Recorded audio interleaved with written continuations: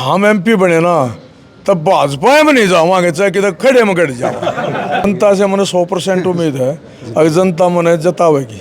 वहाँ 13 महीने जो रोड पर पड़े रहे, उसको अत्याचार नहीं कहोगे तो क्या कहोगे? उनको रोंदा गया, क्या वह है बहनें हमारी पहलवान, उनके साथ क्या व्यवहार था? उसको वे विचार कहें या अत्याचार कहें या सदाचार कहें, क्या कहें? अब देख रहे हैं हरियाणा स्पेस में हूँ आपके साथ रूणदूनी सोकतम बुरद्दा हल्का के मदीने गांव मौजूद है, जहां पर इंडियन नेशनल लोकदल पार्टी के प्रत्याशी पहलवान व retired SP Anoop Singh Dahiya vote की अपील करने के लिए पहुंचे हैं। हमारे साथ मौजूद भी हैं।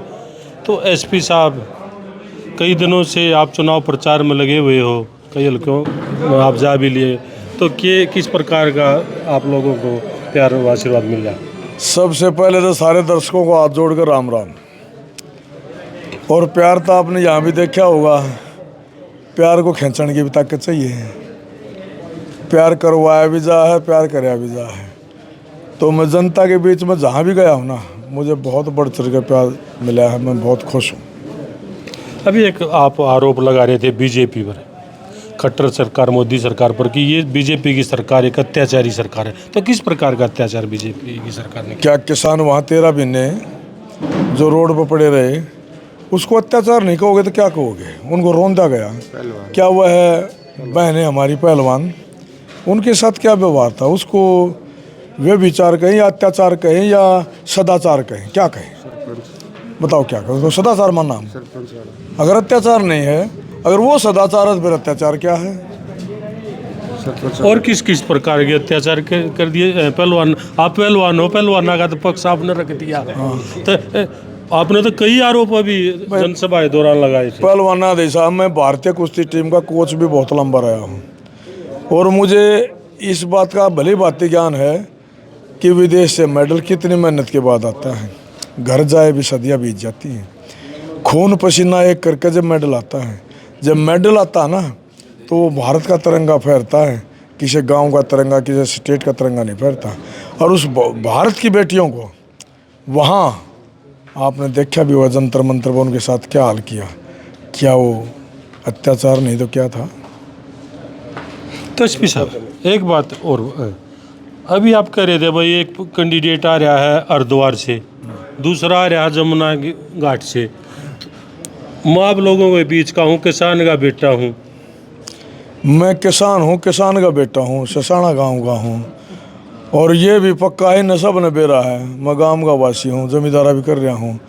गरीब की, मजदूर की, 36 बिरादरी के दुख तकलीफ से भली बात वाकफ हूँ। अगर किसी भाई ने कोई तकलीफ हो ना, मैं उस तकलीफ को दूर करने खातिर अब चौटाला ने चुना हूँ, मौज लेने खातिर नहीं। आपको जनता की दुख तकलीफ दूर करने में की बात आपने करी।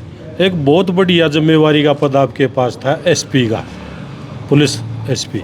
तो वहाँ पर आपने जनता की किस प्रकार दुख तकलीफ दूर करी? किस प्रकार आपका जनता के प्रति प्यार था, सहयोग था?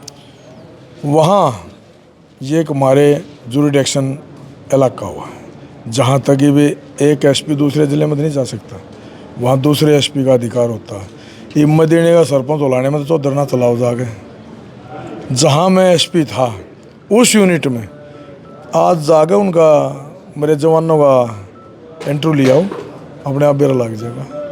मैं तो खुला चैलेंज करूँ, उन जवानों जाओ एक बार और उनसे पूछो भाई नूब आपका एसपी रहा कैसा था, वो बताऊंगे। इस बात को अपने आप को सब सराहोंगे, मैं भी सराह दूंगा, लेकिन मेरी असलियत बात वो सराहोंगे जो मेरे महत्व रहे हैं, उनके साथ मैंने कैसा व्यवहार किया ये वो बताऊंगे।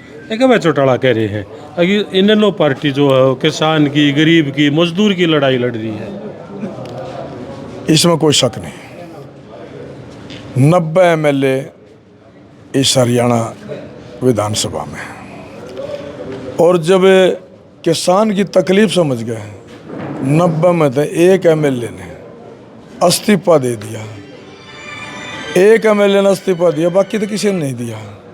तो तकलीफ समझने का ये सबसे बड़ा एक बात देख सकते हो आप।